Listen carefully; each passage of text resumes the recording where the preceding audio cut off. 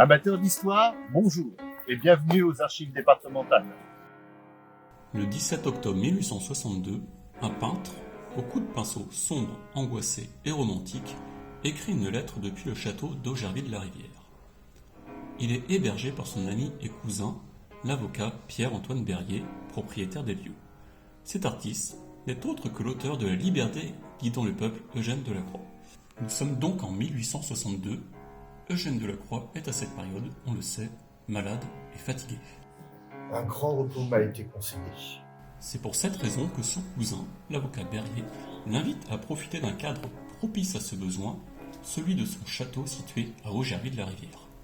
Situé dans le nord du Loiret, la demeure est un havre de paix bucolique. Le séjour d'Eugène Delacroix est ainsi rythmé par les promenades et la musique. Tout est mis en œuvre pour qu'il s'y sente bien. Seulement, ce cadre idyllique ne semble pas lui soir complètement. Adressé certainement à son amie de toujours, Joséphine de Forget, quelques passages de la lettre témoignent de son quotidien augervillois. Cher ami, je tiens bien tard ma promesse que je vous ai faite de vous écrire.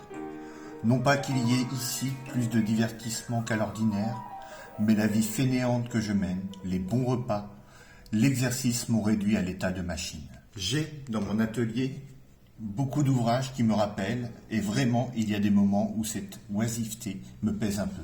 Pour moi, je préfère faire toujours la même chose, c'est-à-dire ne rien faire. Je n'ai même pas le courage de lire, car je m'endors sur les livres les plus amusants.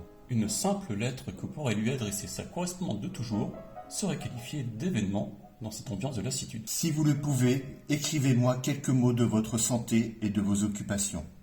Une lettre de vous sera pour moi un événement bien agréable, au milieu de cette douce monotonie qui fait que tous les jours se ressemblent ici. Ce n'était pas la première fois que le peintre se rendait en ce château pour quitter le tumulte de la vie parisienne. Mais c'était malheureusement l'une des dernières fois. Eugène Delacroix décédera en effet moins d'un an plus tard, le 13 août 1863. Nous voici à la fin de ce numéro de Doc à la Lune. N'hésitez pas à vous rendre aux archives départementales pour admirer ce tableau peint par notre Eugène Delacroix et profitez-en également pour jeter un œil expert sur notre vitrine consacrée à ce merveilleux peintre et à la demeure de son cousin Pierre-Antoine Berrier.